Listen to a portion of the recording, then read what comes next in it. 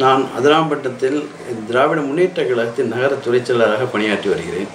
நான் கடந்த 2006ஆம் ஆண்டு இந்த பேரூராட்சி மன்றத்தில் உறுப்பினர் பதவிக்கு போட்டியிட்டு என்னை என் வார்டில் உள்ள மக்கள் அனைவரும் என்னை தேர்ந்தெடுத்தார்கள். அதுவும் பெருவாரியான ஓட்டில் என்னை தேர்ந்தெடுத்தார்கள்.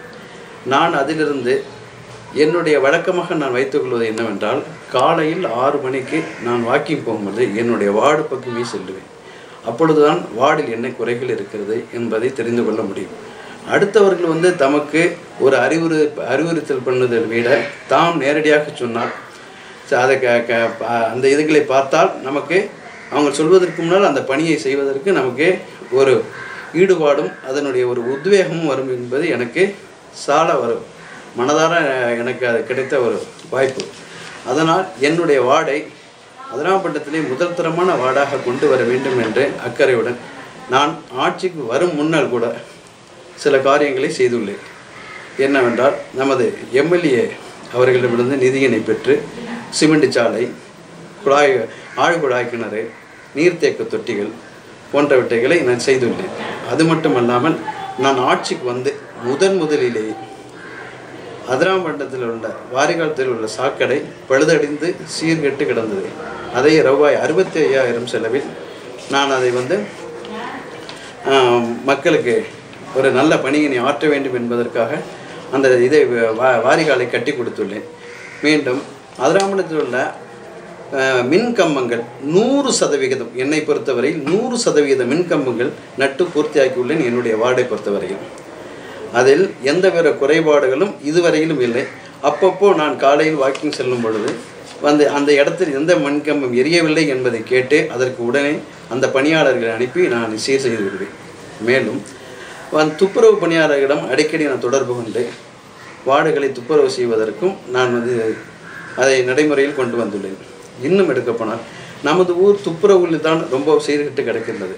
இதை நான் வீட்டுக்கு வீடு துப்புரவு பணியாளர்களை அணுகி வீட்டுக்கு வீடு தன்னுடைய இல்ல கதவுகளை கட்டி குப்பை இருக்கிறதா என்று கேட்டு வாங்கி தங்கள் இல்லங்களில் செல்வதற்கு நான் பரிந்துரை செய்வேன். அது மட்டுமல்லாமல் நான் எங்கள் மத்திய நிதியமைச்சர் பழனிமாணிக்கம் அவர்களிடம் ரூபாய் 5 லட்சம் நிதி உதவி பெற்று பெண்களுக்கு பேறுகாலத்தில் பிரசவ விடுதி ஒன்று கட்டுவதற்காக நான் இதில் நமது தமிழக அரசின் மூலமாக ரூபாய் 12,000 அவங்களுக்கு பிரசவ காலங்களில் பேருதவி செய்கிறார்கள். அந்த நிதியினை நான் சில பேர்களுக்கு வாங்கி கொடுத்தும் உள்ளேன். நான் நமது தெருவுக்காக வேண்டி அதை நான் தொடர்ந்து செய்வேன் என்பதையும் கூறுகிறேன். மேலும் ஒரு பால்வாடி, ஒரு அங்கன்வாடி என்று சொல்லக்கூடிய குழந்தைகள் காப்பகம், அதை நமது எம்எல்ஏ என்ஆர் ரங்கராஜன் அவர்களிடமிருந்து பெற்று அதையும் நான் இந்த பிள்ளைங்கள் 1 வயது முதல் 5 வயதில் உள்ள பிள்ளைங்களை காப்பதற்காகவும் அதில் சத்துணவு, வாரம் 3 முட்டைகள் இவைகள் கொடுப்பதற்கும் நான் பரிந்துரை செய்து அதை நடைமுறைக்கு கொண்டு வருவேன்.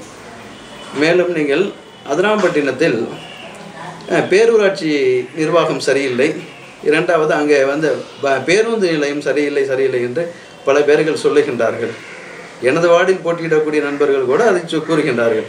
ஆனால் என்னை பொறுத்தவரையும் நான் இந்த 2006 பதவியில் இருந்த காலத்தில் ரூபாய் 10 லட்சம் அண்ணா மறுமலர்ச்சி திட்டத்திலிருந்து அதற்காக நிதி ஒதுக்கி வங்கியில் டெபாசிட் செய்துள்ளோம். மேலும் ரூபாய் ஒரு 8 லட்சம் இப்பொழுது நிதியமைச்சராக இப்பொழுதே அதாவது அண்ணன் பழனி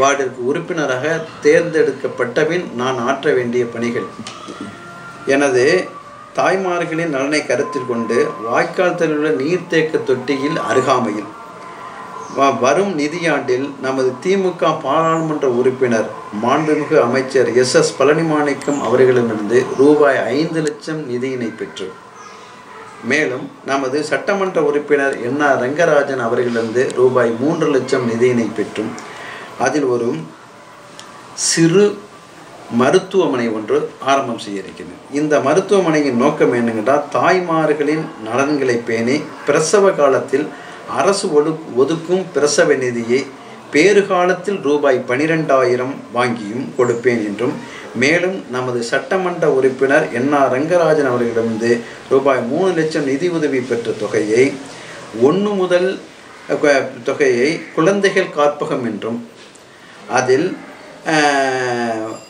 அதை அங்கன்வாடி என்றும் கூறுவார்கள். இதில் 1 முதல் 2 வயது குழந்தைகளுக்கு சத்து மாவு போன்ற உணவுகளும் 2 முதல் 5 வயது குழந்தைகளுக்கு வாரம் 3 முட்டைகளும் மதிய உணவும் கொடுப்பதற்கு ஏற்பாடு செய்வேன் என்பதையும் உறுதி கூறுகிறேன். மேலும் நான் முன்னர் கூறியதுபடியே தங்கள் இல்லங்களுக்கு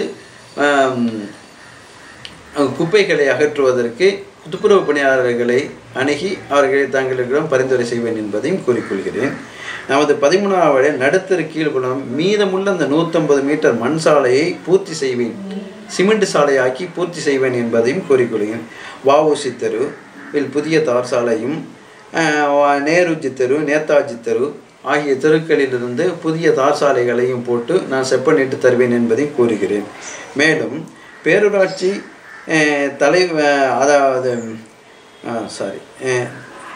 நேருஜி வஉசி தெருக்கள் ஆகிய தெருக்களின் கழிவுநீர் சாக்கடையை புதிதாக கட்டி தருவேன் என்பதையும் கூறிக்கொள்கிறேன்.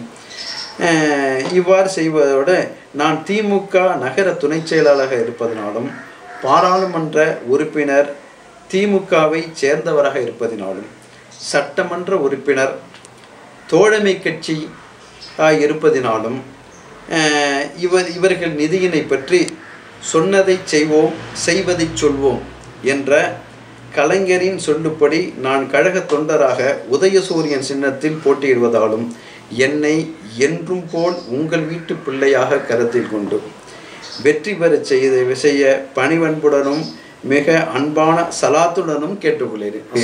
சென்றவுடன் முதல் ஆற்றிய பணி வாரிகால் தெருவில் சாக்கடை தூர்வாராமலும் பழுதடைந்தும் கிடந்தது.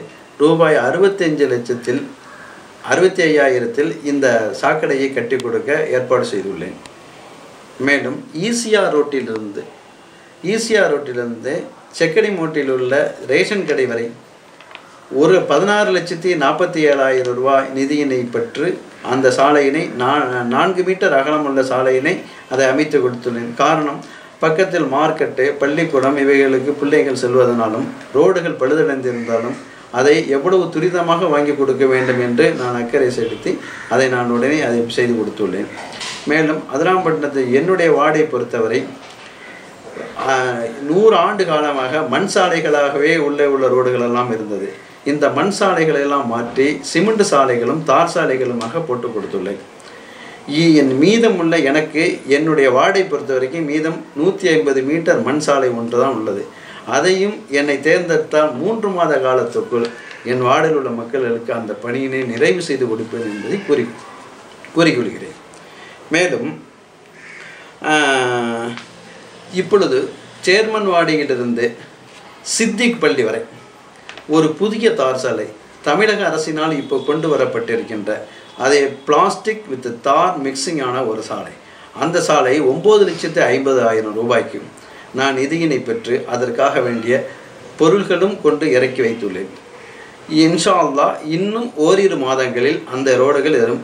இதை கான்ட்ராக்டர் பேரூராட்சி அவர்களிடம் பல திட்டங்கள் நிறைவேற்றவில்லை, நாங்கள் வந்தவுடன் அதை செய்திருவோம் இதை செய்திருவோம் என்று எனது வார்டில் போட்டியிடக்கூடிய நண்பர்கள் கூறிக்கொண்டிருக்கின்றார்கள். ரூபாய் 45 லட்சம் அதற்காக நிதி ஒதுக்கப்பட்டிருக்கிறது. ரூபாய் 10 லட்சம் அண்ணா மறுமலர்ச்சி திட்டத்திலிருந்து ஒதுக்கி அது வங்கியில் டெபாசிட் செய்திருக்கின்றார்கள். ரூபாய் 8 லட்சம் மத்திய நிதி அமைச்சர் அண்ணன் பழனிமாணிக்கம் அவர்களிடமிருந்து வந்துள்ளது. அதுவும் தாங்கள் டெபாசிட் வைத்திருக்கிறோம். ரூபாய் 27 லட்சம் பஞ்சாயத்து போர்டிலேயே அந்த பணமும் டெபாசிட்டில் இருக்கின்றது. அதை எடுத்து ரூபாய் 45 லட்சத்தையும் இது ரெண்டையும் கான்ட்ராக்டும் கொடுத்து விட்டோம். ஸோ அதே கல்யாண சுந்தரம் என்கின்ற பட்டுக்கோட்டையில் இருக்கக்கூடிய ஒரு கான்ட்ராக்டரிடமும் அதிராம்பட்டத்தில் இருக்கிற சுல்தான் என்பவர் கான்ட்ராக்டும் இருவரிடத்திலுமே அந்த கான்ட்ராக்டை ஒப்படைத்து விட்டோம். இன்ஷா அல்லாஹ் இன்னும் 6 மாத காலத்தில் அதை அவர்கள் பூர்த்தி செய்து தருவார்கள் என்பதை நான் உறுதியாக கூற முடியும். காரணம் என்னவென்றால் நான் முன்னாடி ஆட்சியில் இருந்ததினால் அதை நான் திருப்பி என்னால் அதை சரி செய்ய முடியும். இதற்கு தாங்கள் அனைவரும் எனக்கு உதயசூரியன் சின்னத்தில் தாங்கள் வாக்களித்தீர்களானால் நான் இன்னும் பல திட்டங்களை தங்களுக்காக வேண்டி செய்வேன். இந்த குப்பை விஷயமாக நான் சொன்னேன். முன்னர் நமது ஊரிலே தள்ளுவண்டி வைத்து நாங்கள் குப்பை எடுக்க வைத்தோம். அப்பொழுது ஊர் நல்ல முறையில் அழகாக இருந்தது.